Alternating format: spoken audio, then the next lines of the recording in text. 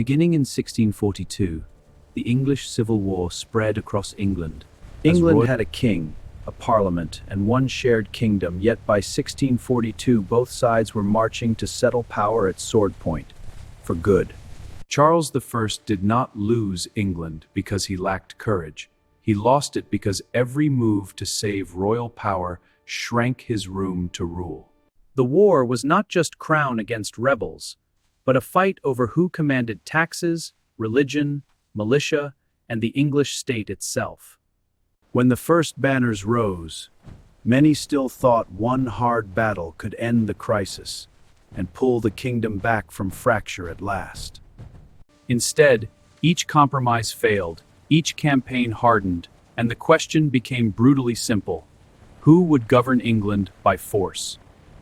To answer that, the road runs from Parliament's fear in London to a cold scaffold outside Whitehall, then onward to Worcester. In the 1630s, Charles ruled without Parliament, raising money by ship money and other levies that many subjects saw as open abuse. He pushed church reforms through Archbishop Laud, making worship look more ceremonial and stirring deep Puritan suspicion across England. When Charles tried to force prayer reforms on Scotland, rebellion broke out, and the king suddenly needed cash for war in the north.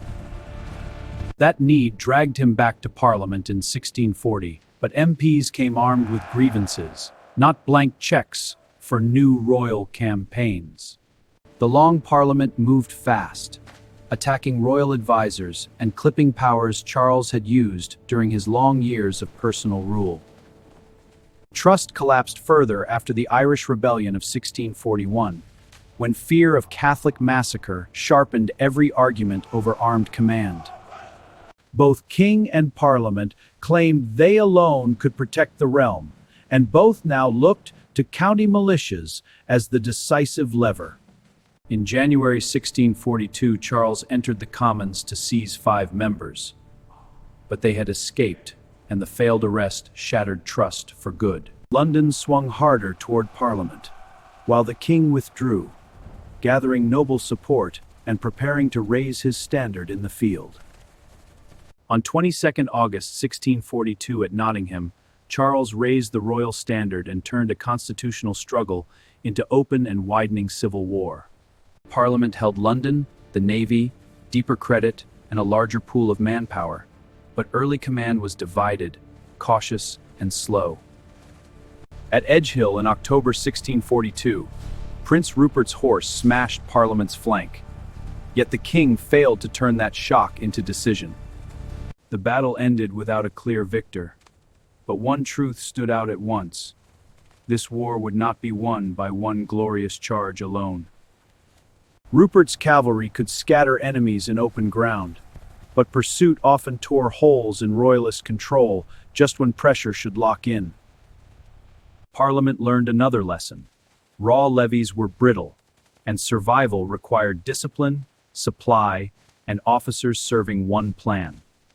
Through 1643, the king gained ground in the west and north, threatening to tighten a ring around Parliament's base in London itself.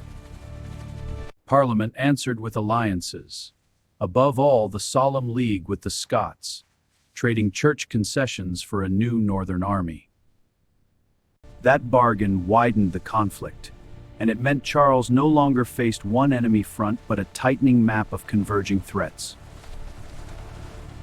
In July 1644 at Marston Moor, combined parliamentarian and Scottish forces hit the Royalists near York under darkening evening skies. Cromwell's cavalry on the parliamentarian left recovered after early disorder, then drove back Rupert's horse and rolled the field inward. Marston Moor wrecked Royalist power in the north and exposed a harder truth: aggressive cavalry meant little without staying control.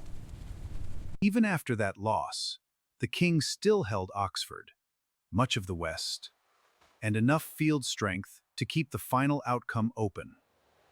The self-denying ordinance cleared space for a more unified command, reducing political rivalry inside the camp at a critical hour. From that reform came the new model army, a national force built for drill, pay, mobility, discipline, and obedience under pressure. It was not merely bigger, it was tighter, with infantry, horse, and artillery expected to act together as one controlled instrument. The dangerous assumption now shifted to the king. He still believed one blow might break Parliament before its new machine matured. In 1645, Charles moved to relieve pressure and preserve royalist initiative, while Parliament's reformed army marched to bring him to battle. Near Naseby in June, the two forces faced each other across ridged ground that narrowed their options and magnified command errors. Rupert again struck hard on one flank, driving back horse before him, but the familiar success at once opened the familiar trap. His charge carried too far from the center, leaving the royalist infantry exposed, just as the main contest in the middle turned brutal. In the middle, new model foot absorbed pressure, reformed under fire, and kept closing ranks instead of dissolving into panic there. On Parliament's other wing, Cromwell's cavalry broke their opponents, then wheeled inward instead of vanishing in a glorious chase. That turn was fatal, because disciplined horse now hit the royalist center from the side, while Parliament's foot pressed from the front. The king tried to rally reserves, but confusion spread faster than authority, and the battlefield began to fold steadily against him. Naseby was not just a defeat in the field. Captured correspondence also shattered Charles's political case before wavering observers. From then on, royalist recovery grew harder, because military loss and political mistrust were now reinforcing each other at once. Strongholds still held out, but Parliament kept advancing, with a machine built to reduce forts, hold roads, and return pressure fast. By 1646, the king's field power was broken, and Charles surrendered to the Scots rather than to the army that had beaten him. Even in defeat, he still gambled, believing divisions among Scots, Parliament, and the new model army could restore his leverage. He was partly right, because victory opened a fresh struggle over settlement, pay arrears, religion, and who controlled the army itself.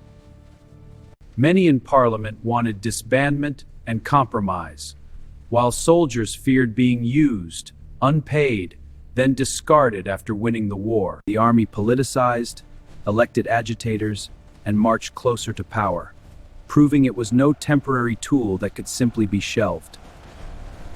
Charles exploited every split, negotiating with different factions at once and promising more than he intended to grant any of them. That double game helped ignite the Second Civil War in 1648, when royalist risings and a Scottish invasion struck in concert.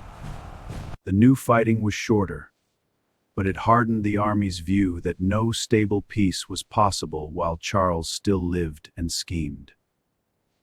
At Preston, Cromwell smashed the Scottish royalist force in a running campaign that broke organized hope of restoring the king by arms.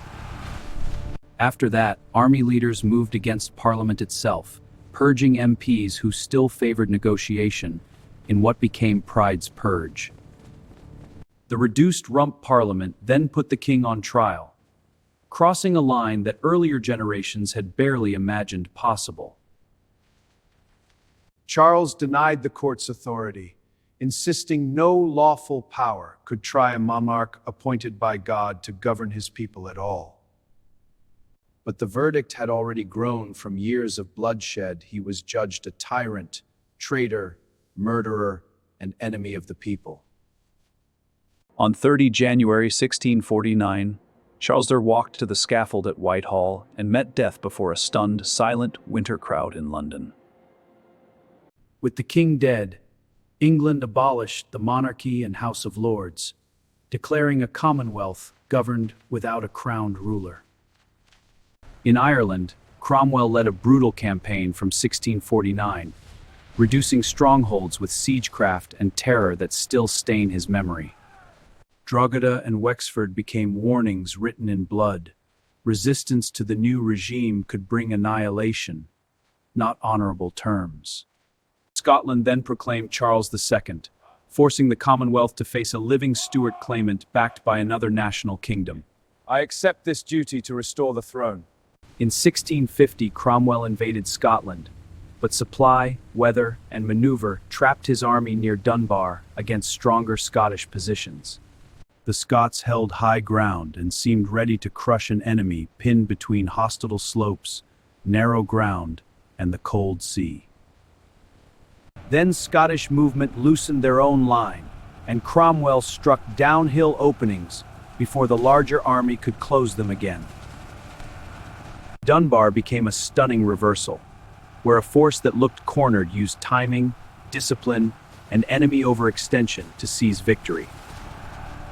Charles II still pushed on, marching south into England in 1651, hoping English royalists would rise once a king returned there.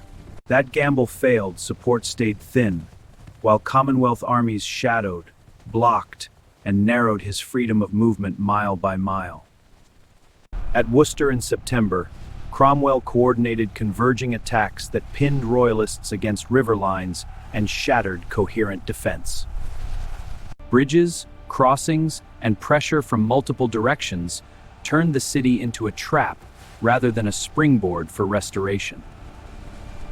Royalist resistance was fierce, but once the line cracked, retreat routes failed, units splintered, and organized command collapsed fast. Worcester ended the civil wars as a military contest, and Charles II escaped only through disguise, flight, and desperate luck. England now lived under a republic backed by force, with Cromwell rising from cavalry commander to central political power there. The Commonwealth faced debts, faction fights, and the burden of ruling three kingdoms won through campaigns that bred resentment.